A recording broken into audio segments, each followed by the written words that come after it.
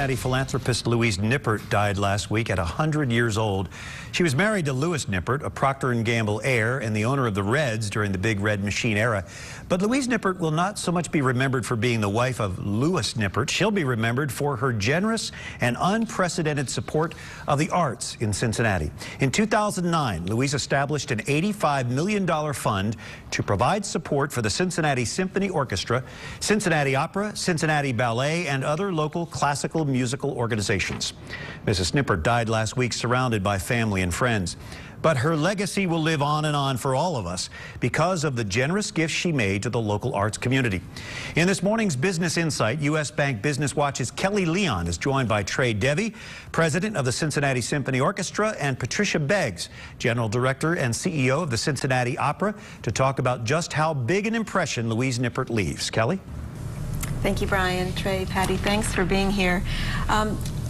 Let's just start by, if each of you could talk a little bit about Mrs. Nippert and her relationship to your organization. Well, I'll start off. I'm with the opera. Mrs. Nippert was a singer. She was a classically trained musician. And for decades, both she and her husband supported the opera and the symphony and the other musical arts. But in regard to the opera, the two single largest gifts that we've ever received were from the Nipperts.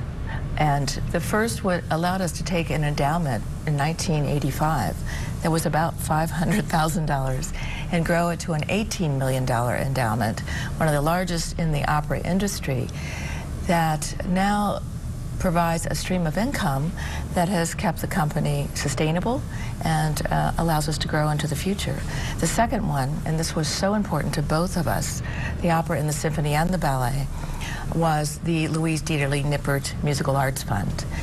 We just announced a major expansion plan for the opera. We're calling it sort of playfully the Opera Campus, but we've been able to leverage what's going on in Over the Rhine, the revitalization of that amazing neighborhood with the park and SCPA, and we have Music Hall, we have Memorial Hall. So we're going to be able to do, because of that Musical Arts Fund, which allows us to add performances, to add productions at a cost that we couldn't have afforded before, and then create a summer of opera that will be accessible to all people. We'll open with a free concert in the park. We will be able to do extraordinary works only because we have one of the two best opera orchestras in the world, or certainly in the United States. The Met is one and the CSO is the other, playing for the opera. That's wonderful. And what about, Trey, the CSO? Well, I think that Mrs. Nippert would be pleased that Patty and I are sitting together today because she really allowed the relationship between the opera and the symphony to continue. Her gift in 2009 was the difference between the orchestra remaining a 52-week fully professional orchestra and, frankly, a part-time orchestra with really no meaningful work in the summer. It allowed us to continue to serve the opera, to keep these incredibly talented musicians in Cincinnati year-round, and that speaks to one of her driving goals of quality. She wanted the orchestra to be at a world-class level, and therefore we can enhance the ballet, the opera, and the May Festival through our service to them. And it's not just the arts that are being enhanced, it's what the arts do for our community. I mean, the residual effects of this, can you speak a little bit to that? Really the overall economic impact that the arts bring to a city like ours. Well, I can just speak that having a full-time orchestra in Cincinnati, we've got faculty members at NKU, University of Cincinnati, Miami. We can't do that unless we attract the best of the best musicians to this community. Without the Musical Arts Fund, that simply doesn't happen. The opera and the May Festival and the orchestra together, we are the largest employer in Over the Rhine. And we think that we're one of the magnets at Music Hall that is part of the renaissance of Over the Rhine. Now, particularly with Washington Park right across the street, is fantastic. Yeah, so much happening there. Patty, anything? And as Trey said, had we not been able to continue using the CSO in our performances, it would have been an entirely different experience for opera patrons. But as Trey also said, we attract some of the finest artists in the world. We also hire locally. We go to 300 or more people in the summer working for the opera, and they are certainly our union partners, the kids from CCM as well as faculty, and then we bring in world-class artists from around the world.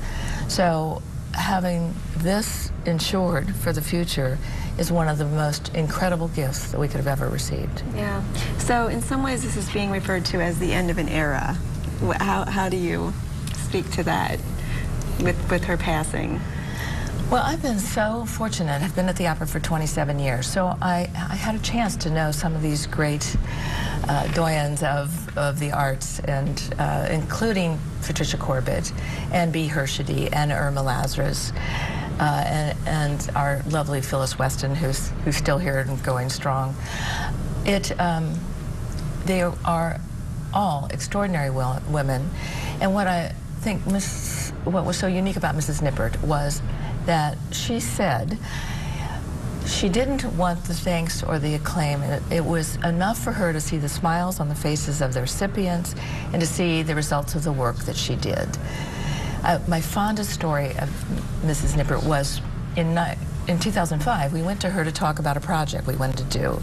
Evans and Mirages had just come on as our artistic director, and we wanted to mount a Meistersinger by Wagner. It's an enormous opera, 6 hours long. Only the major companies can do it around the world.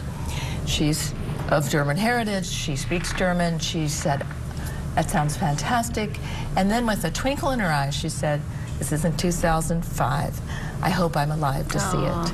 Yeah. So she was. 2010, yeah. It was wonderful. Our 90th anniversary, and there she was in the box, smiling and understanding all the German. And we were so grateful that she allowed us to tell our audience and the world that she made it possible, because so many of the things they did, they wanted it to be anonymous. Well, thanks for sharing that. Unfortunately, we're out of time. Thanks for the work that you do. We certainly all appreciate what she gave to our city and to our arts community. Thanks again. Thanks so much for being here.